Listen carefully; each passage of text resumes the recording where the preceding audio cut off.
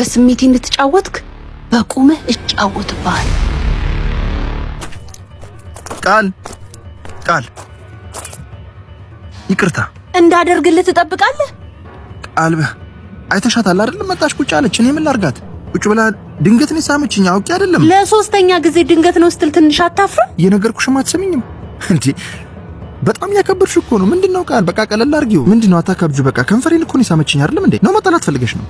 ከዚህ በኋላ አጠገቤ እንዳትደርስ። ምን ብደርስ ልትገይኝ ነው?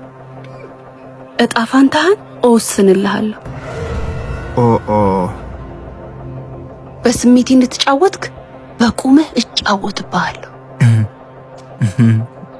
ኧረ ዛቻ አይደለም እየነገርኩ ነው።